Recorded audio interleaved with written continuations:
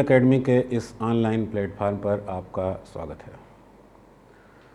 बच्चों, जैसा कि कुछ दिन पहले इस चैनल पर हमने एक वीडियो अपलोड कर आपको एक मैसेज भेजा था कि जल्द ही हम ऑनलाइन क्लासेस की शुरुआत करने वाले हैं। हमने आपसे कहा था कि हमारे सेटअप बनाए जा रहे हैं। कोरोना का संकट था, बहुत सारी चीज़ें बंद थीं, थोड़ा सा देरी हुई और लेकिन अब सब कुछ ठीक है, सब सारी चीज़ें तैयार हो चुकी हैं। अब हम आपको पढ़ाने के लिए भी तैयार हैं और आप पढ़ने के लिए भी तैयार हो जाइए, ऐसी उम्मीद करता हूँ। लेकिन इससे पहले हम एक छोटा सा मैसेज और देना चाहते हैं, एक और बात करना चाहते हैं आपसे।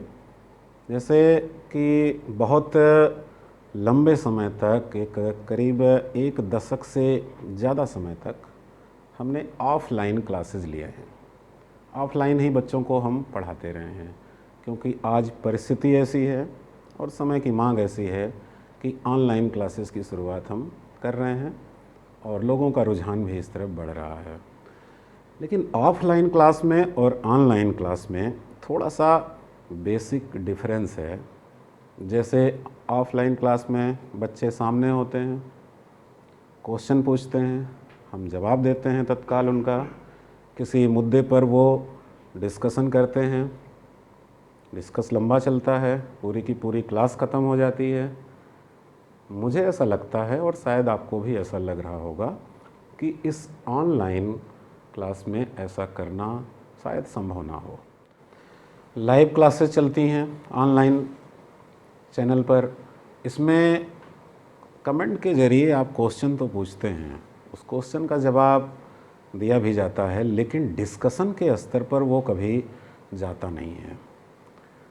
तो हम क्या करने वाले हैं कि इतने लंबे समय तक जो हमने ऑफ़लाइन क्लासेस दिए हैं आपके लिए, आपको हमने पढ़ाया है, इसमें एग्जैक्ट संख्या तो नहीं पता है, लेकिन एक अंदाज़ा है कि करीब 1 लाख से ज़्यादा प्रश्न अब तक इतने वर्षों में हमसे या और हमारी फैकल्टी से पूछे गए होंगे।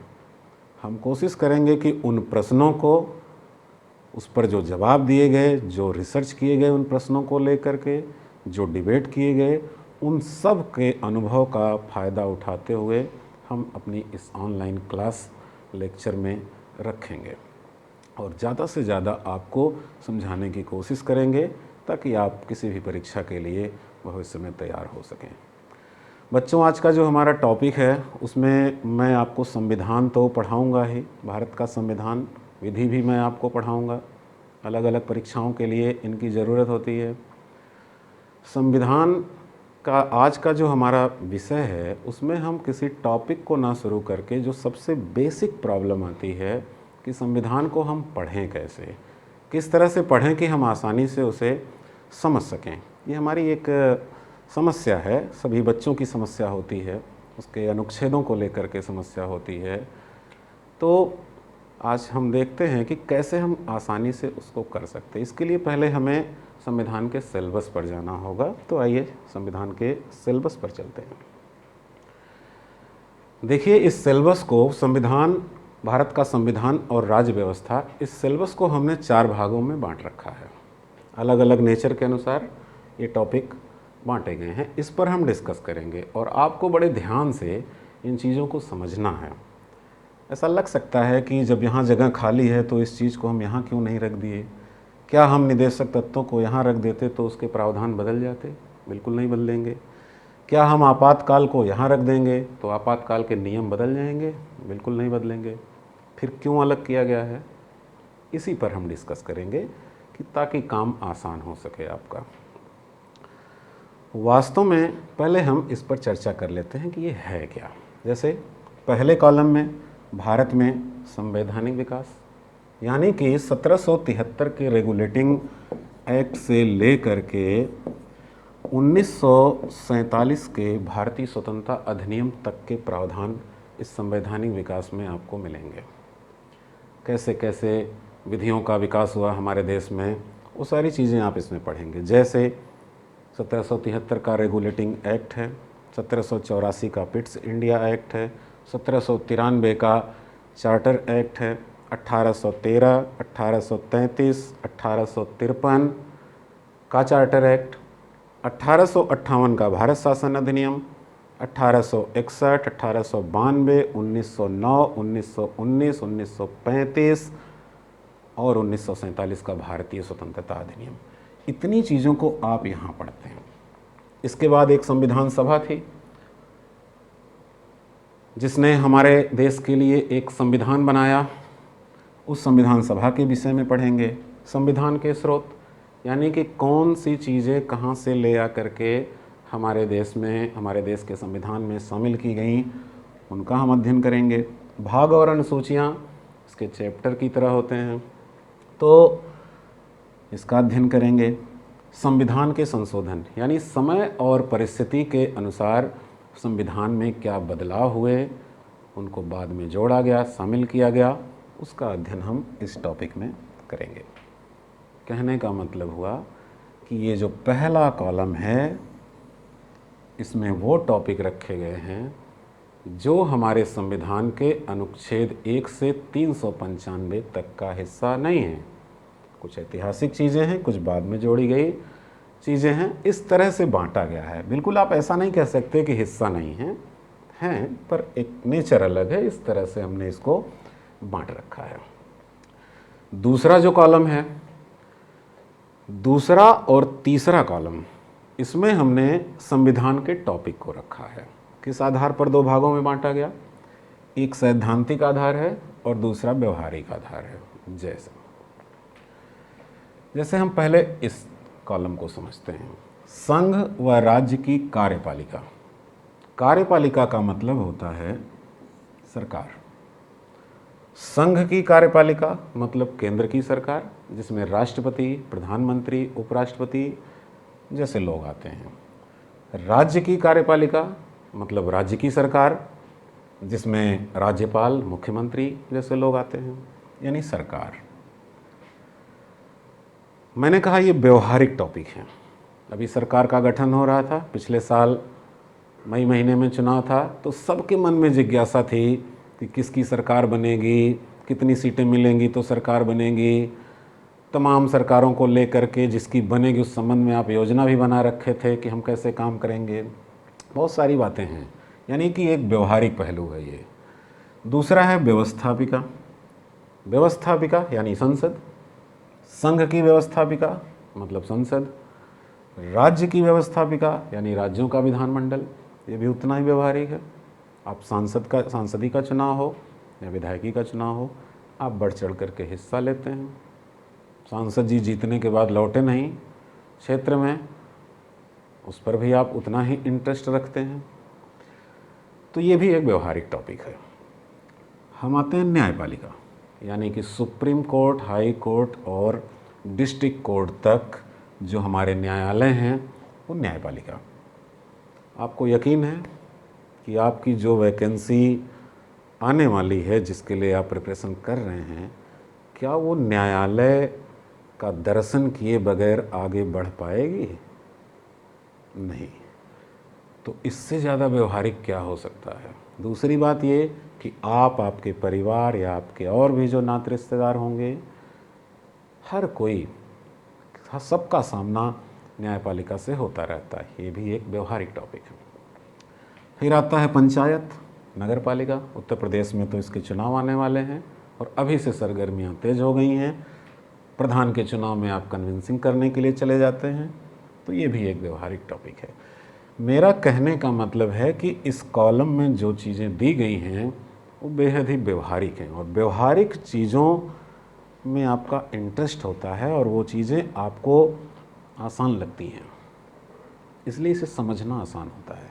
लेकिन आप मुझे बताइए कि क्या कभी आपने प्रस्तावना पर चर्चा किया है दोस्तों के साथ, चौराहे पर, चाय की दुकानों पर, जो आप बैठकें करते हैं, कभी प्रस्तावना पर बात करते हैं? नहीं। संघ और उसके राज्य क्षेत्र या नागरिकता या मौलिक अधिकारों पर कभी आप सामान्य रूप से डिबेट करते हैं? नहीं करते। करते भी होंगे तो तब करते होंगे जब आप पढ़ाई के लिए तैयारी करते हैं, कोर्स तैयार होता है, तो वो एक योजनाबद्ध तरीके से आप अपने दोस्तों को बुला के डिस्कशन करते होंगे, लेकिन सामान्यतः सार्वजनिक स्थलों पर आमतौर पर इस पर डिस्कशन नहीं होता। मूल अधिकार और निदेशक तत्वों के विवादों का जब टॉपिक आता है तो उसमें बहुत सारे मुकदमे हैं। केशवानंद भारती, गोलकनाथ, सज्जन सिंह, शंकरी प्रसाद, मिनर्वा मिल्स जैसे केस आते हैं इसमें, जो आपको और ज़्यादा उलझा देते हैं, यानी और ज़्यादा सैद्धांतिक बना डालते हैं। तो ये थोड़ा सा अपेक्षाकृत कठिन होता है इसके। अगर हम चौथे कॉलम में आते हैं तो हम फिर एक बार संविधान के मूल प्रावधान से आगे निकल जाते हैं।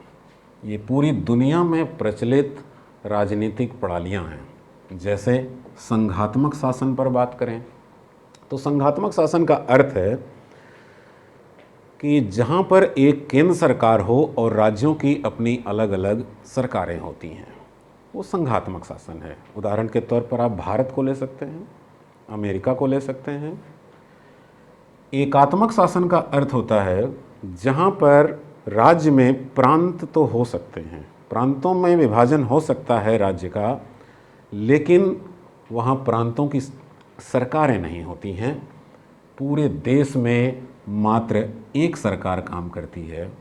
ये एकात्मक शासन प्रणाली होती है। संसदीय शासन प्रणाली, संसदीय प्रणाली का मतलब है कि जहाँ पर राष्ट्र प्रमुख अलग व्यक्ति होता है और सरकार का वास्तविक प्रमुख अलग व्यक्ति होता है।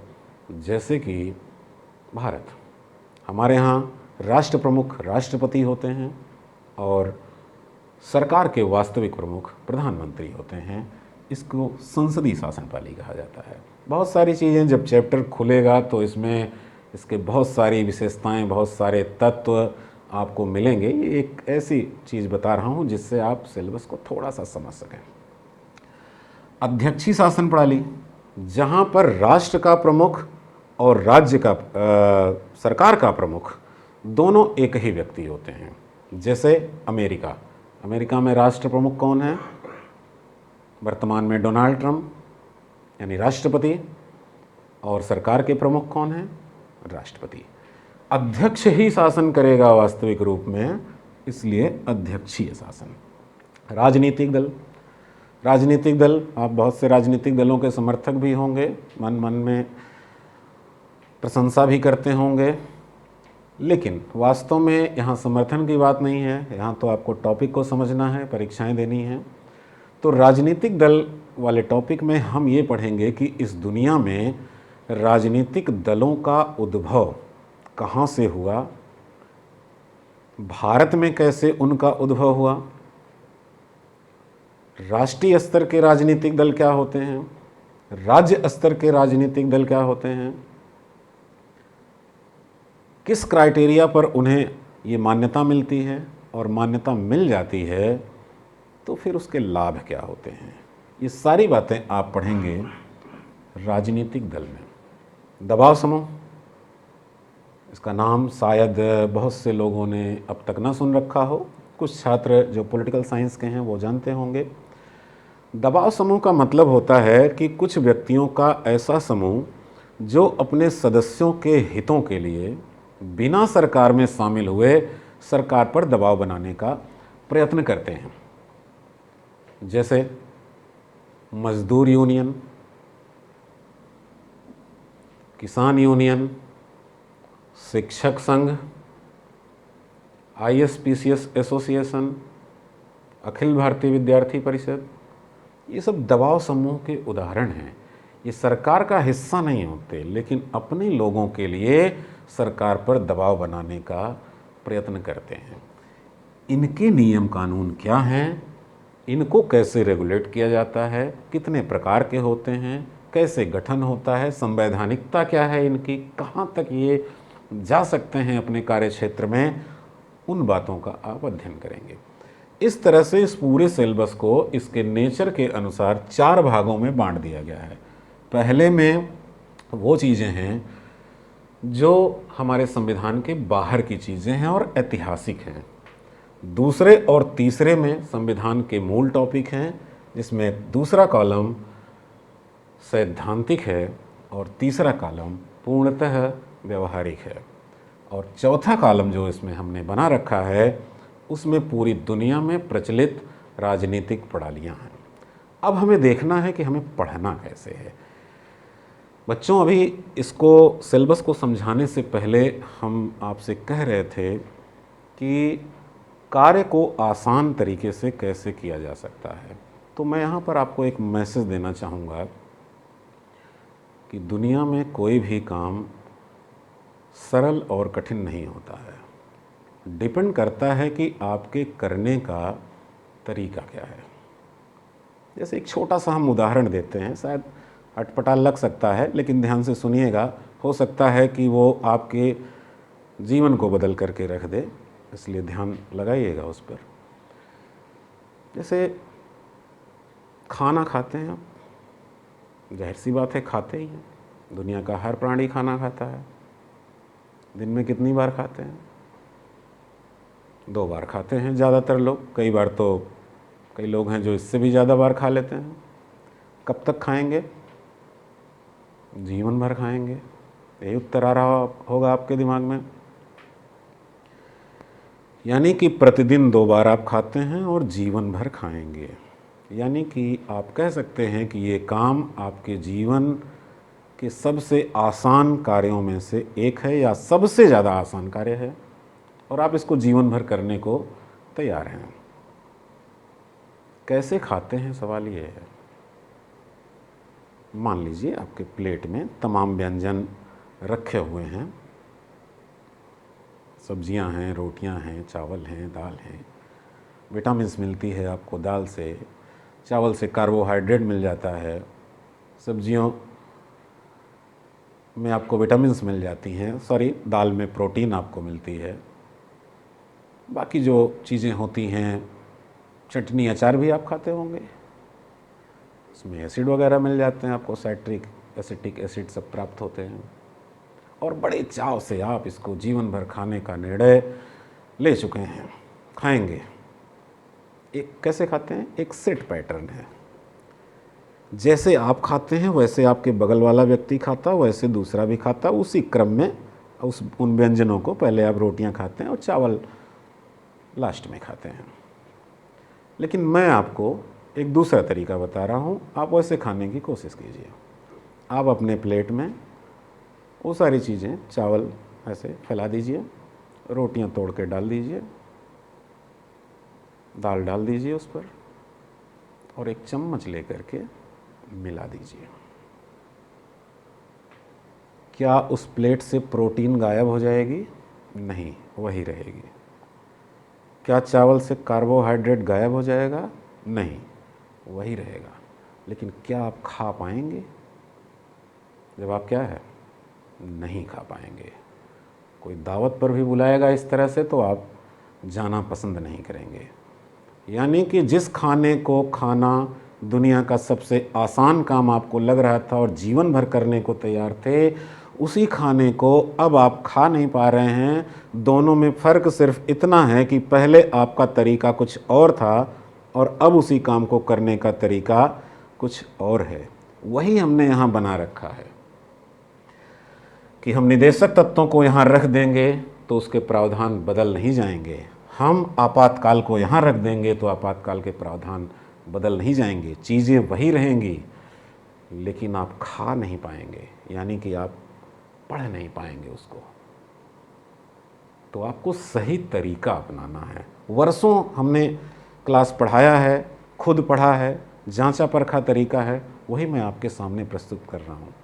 मैं ये बिल्कुल दावा नहीं करता कि इस धरती पर यही एक तरीका है पढ़ने का, लेकिन एक अच्छा तरीका है, इसको आप अपना सकते हैं। जैसे अब मैं बताता हूँ कि प्रॉब्लम आती कहाँ से है।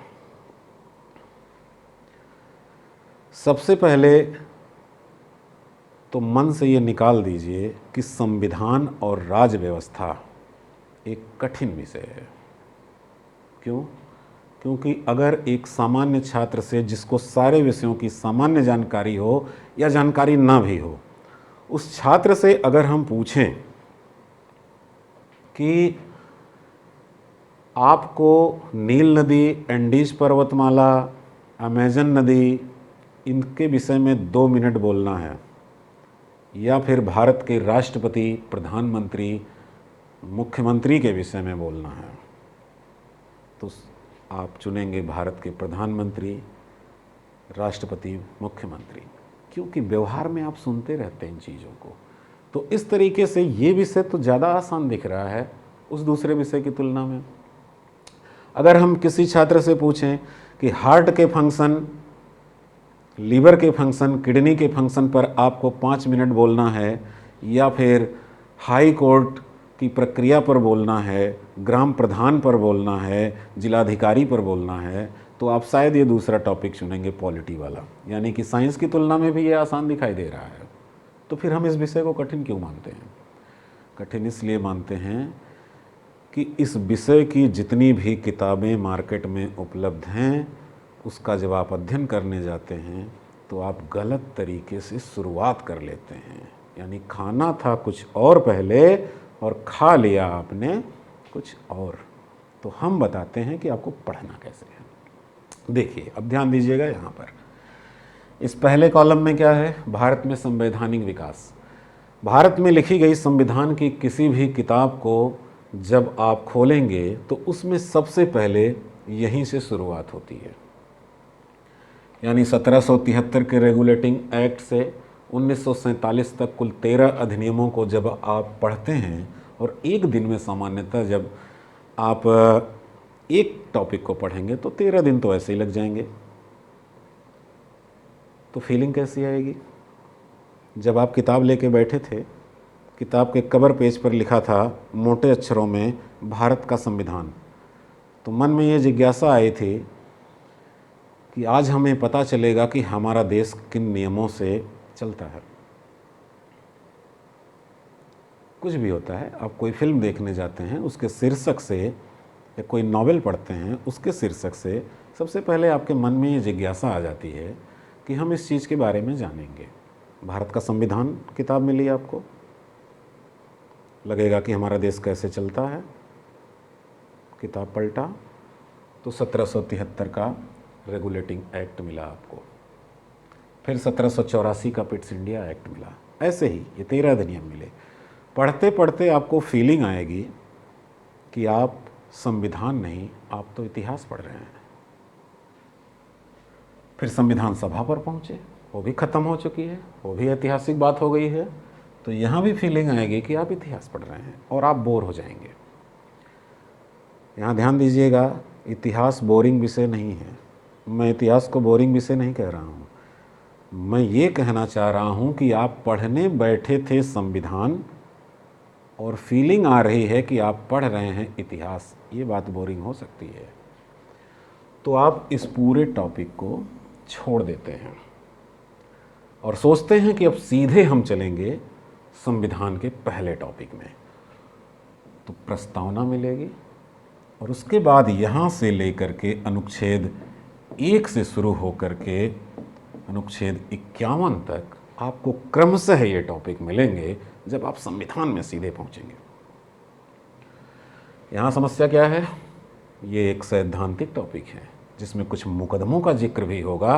इसमें आप उलझ जाते हैं, समझने में थोड़ी सी परेशानी होने लगती है आपको। मतलब पहले ये विषय बोरिंग लग रहा था और अब ये विषय कठिन लग रहा है। इतना समय पर्याप्त है आपके लिए ये डिसीजन लेने के लिए कि संविधान कोई पढ़ने की वस्तु नहीं है, वकीलों के लिए है, जजों के लिए है। वो लोग अपना काम करेंगे और आप इस विषय को त्याग देते हैं। तो मैं आपसे कहना चाह रहा हूं कि जब भी आप संविधान को पढ़ें तो उसमें सबसे पहले आप इस 3 टॉपिक को पढ़ेंगे: कार्यपालिका, व्यवस्थापिका, न्यायपालिका। कार्यपालिका यानी सरकार, व्यवस्थापिका यानी संसद, और न्यायपालिका यानी हमारी न्यायिक प्रणाली, सुप्रीम कोर्ट से लेकर के डिस्ट्रिक्ट कोर्ट तक। वास्तव में हमारे संविधान में यही 3 टॉपिक ही हैं। बाकी जो टॉपिक हैं इसके लिए सपोर्ट हैं, यानी जो कुछ भी हो रहा है वो या तो इन तीनों के द्वारा किया जा रहा है या इन तीनों के लिए किया जा रहा है। जैसे उदाहरण के तौर पर समझिएगा, कुछ भी ले लीजिए, आप ले लीजिए निर्वाचन। निर्वाचन किसका?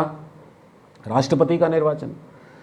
तो राष्ट्रपति के निर्वाचन में क्यों होता है? क्योंकि संघ की कार्यपालिका का प्रमुख बनाने के लिए होता है।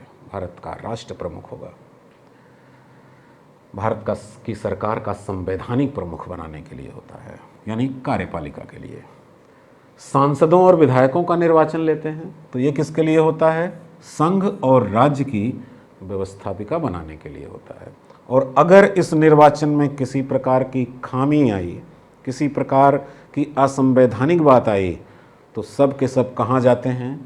न्यायपालिका। यानी ये पूरा का पूरा इस पर डिपेंड करता है और इनके लिए बना है। आगे बढ़ते हैं। कुछ वर्गों के लिए विशेष उपबंध। कुछ वर्गों के लिए संविधान के समक्ष सभी लोग समान हैं, लेकिन हमारे संविधान ने कुछ वर्गों के लिए हमारे देश में विशेष प्रावधान कर रखे हैं, जिसको सामान्य भाषा में आप आरक्षण बोलते हैं। अब जरा सोचिए, आरक्षण के नियम कौन तय करेगा? व्यवस्थापिका। लागू कौन करेगा? कार्यपालिका।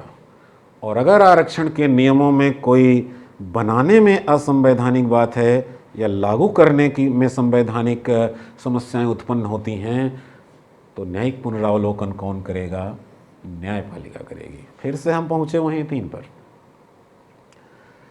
कुछ भी आप ले लीजिए, जैसे मान लीजिए संविधान का संशोधन है। संविधान का संशोधन, इसके लिए एक अलग वीडियो बनेगा आपको इस टॉपिक के लिए। अभी आप समझिए, यहाँ पर संविधान का संशोधन छोटा सा टॉपिक होता है। जैसे मान लीजिए आपने रट लिया, आपके पास समय नहीं है, कहीं जा रहे हैं, शादी विवाह में समय कम है, तो आपने सोचा इसी को पहले पढ़ लेते हैं। चलिए पढ़ लिया।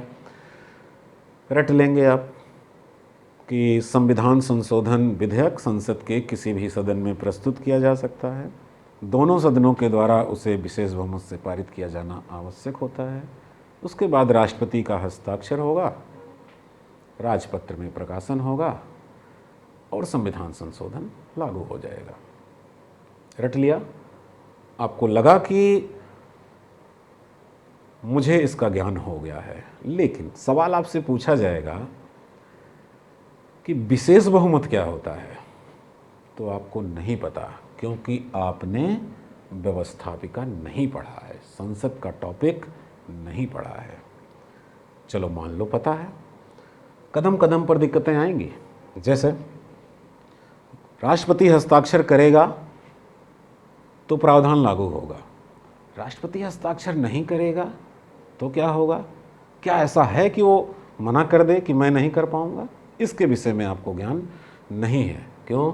क्योंकि आपने कार्यपालिका वाला टॉपिक नहीं पढ़ा है और राष्ट्रपति की शक्तियों के विषय में अभी आपको ज्ञान नहीं है। समस्या आएगी यहाँ पर। राजपत्र क्या होता है? नहीं पता, क्योंकि सरकार का टॉपिक आपने पढ़ा नहीं है। इसलिए जब कभी भी संविधान की शुरुआत कीजिए तो यहाँ से कार्यपालिका, व्यवस्थापिका, न्यायपालिका, इसके बाद इसी क्रम में आप पढ़ते जाइए, क्योंकि ये व्यवहारिक टॉपिक हैं। आप नहीं भी चाहते हैं इसको पढ़ना, आम तौर पर इस पर बात नहीं करना चाहते, आपका कई लोगों का इंटरेस्ट नहीं होता है राजनीति में, तब भी ये एक ऐसा मुद्दा है, एक ऐसा विषय है कि लोग बात करते हैं और आपके कान पर आवाज़ें पड़ती रहती हैं। तो ये बड़ा ही व्यवहारिक टॉपिक है, इस पर आप पढ़ते जाएंगे। इसमें इतना समय लगेगा पढ़ने में कि उतने दिनों में ये जो सैद्धांतिक टॉपिक था अब आपके लिए सैद्धांतिक नहीं रह जाता है। संविधान संशोधन वाले टॉपिक में ही उन मुकदमों का, जैसा कि हमने कहा केशवानंद भारती, सज्जन सिंह, शंकरी प्रसाद, गोलकनाथ, इन सब का जिक्र होने लगता है। और ये अब ये टॉपिक सैद्धांतिक नहीं रह जाता, व्यवहारिक हो जाता है। इस टॉपिक को आपने पढ़ लिया और इससे जो रुचि पैदा होती है इस टॉपिक में, तो आप यहाँ पर भी उतने ही इंटरेस्ट के साथ जैसे इसको पढ़ा था आप इसे पढ़ डालते हैं, यानी कि आप भारत के संविधान को पढ़ लेते हैं। अब ज़रा सोचिएगा, भारत के संविधान का अध्ययन आपने कर लिया, क्या आपको ऐसी फीलिंग नहीं आएगी कि अंग्रेज़ों ने हमारे ऊपर लगभग 200 वर्षों तक शासन किया था, तो वो किन विधियों से शासन किया करते थे? क्या नियम हमारे ऊपर लगाए गए थे या थोपे गए थे? क्या आप इसको जानने की जिज्ञासा नहीं रखेंगे? रखेंगे तो आप उसी इंटरेस्ट के साथ इस पूरे टॉपिक को पढ़ लेते हैं। अब देखिए आपके सामने क्या है। अंग्रेज़ों ने क्या बनाया था वो आपने पढ़ लिया, हमारे देश का संविधान क्या है वो आपने पढ़ लिया। ये दो चीज़ें हो गई। अब आपको ये फील करवाया जाएगा या स्वतः फील होगा कि दुनिया के और देशों में कैसे शासन चलता है, तो आप इस चौथे कॉलम को भी उतने ही इंटरेस्ट के साथ पढ़ डालते हैं। यानी कि संविधान के पहले दिन से लेकर के आखिरी दिन तक के सभी टॉपिक को आप पूरी रुचि के साथ पढ़ते हैं। अगर इस तरीके से आप पढ़ें, ये बड़ा ही जांचा परखा तरीका है। बाकी मैं आपको जो पढ़ाऊंगा या एक सलाह दूंगा, क्रम तो यही होगा, लेकिन उससे इतर मैं आपको जो पढ़ाऊंगा, जैसे अगले वीडियो में, तो सबसे पहले प्रस्तावना पढ़ा दूंगा, फिर यहाँ से शुरुआत करूंगा। प्रस्तावना पढ़ाने का एक अलग रीज़न है, क्योंकि जो हमारी प्रस्तावना है या संविधान का उद्देश्य है, कह लीजिए उद्देशिका, इंग्लिश में प्रियम्बल कहते हैं इसको, इसमें पूरे संविधान का एक दर्शन है। आपको मोटे तौर पर संविधान चाहता क्या है ये बातें पता चल जाती हैं। तो बच्चों, हम सबसे पहले प्रस्तावना पढ़ेंगे नेक्स्ट वीडियो में, और फिर जो पढ़ने का तरीका होगा वो इसी क्रम में चलता जाएगा। और मैं आपको सलाह दूंगा कि आप किसी भी परीक्षा के लिए, आप जैसे कोई भी सवाल आपके मन में आ रहा हो, कोई भी सवाल आप उसे बोलेंगे तो मैं बता सकता हूं कि वो किस टॉपिक में मिलेगा। इसका मतलब ये हुआ कि अगर आप इन सभी टॉपिक को डीपली यानी गहराई के साथ अगर आप इसको पढ़ लेते हैं तो आप सारे सवालों का जवाब दे सकते हैं। कोई ऐसा टॉपिक नहीं है जो इन टॉपिक से बाहर जाए। मेंस के लिए उत्तर की तैयारी अगर आप कर रहे हैं, सिविल सर्विसेज मेंस के लिए, तो वो सारे टॉपिक जैसे जो महत्वपूर्ण मूल अधिकार निदेशक तत्व, जैसे बेसिक स्ट्रक्चर है, जैसे संविधान का विस्तार और सीमाएं हैं, निदेशक तत्वों और मूल अधिकारों में विवाद के विषय हैं, संघीय प्रणाली और एकात्मक प्रणाली का विषय है, तो इसके लिए अलग से क्वेश्चन जो बनेगा वो इसी पर आधारित होगा, यानी इससे प्राप्त ज्ञान पर ही आधारित होगा, और उसको जोड़ करके हम उसका उत्तर भी आपके लिए बनाएंगे, और वो भी हम वीडियो के माध्यम से आगे प्रोवाइड करते रहेंगे। तो इस तरह से आप अध्ययन शुरू करिए। हम फिर अगले वीडियो में आपके लिए प्रस्तावना लेकर के उपस्थित होंगे। हो सकता है कि हम कुछ चीज़ों को आसान बनाने के लिए, कि आप समझ सकें कि कठिन से कठिन चैप्टर को भी आसानी से समझा जा सकता है, इसके लिए हो सकता है कि हम रैंडम यानी कि कोई दूसरा टॉपिक भी आपको बीच में वीडियो बना करके प्रोवाइड कर दें। तो इस तरह से आप पहले शुरुआत कीजिए, फिर हम आगे शुरू करते हैं। बहुत बहुत धन्यवाद।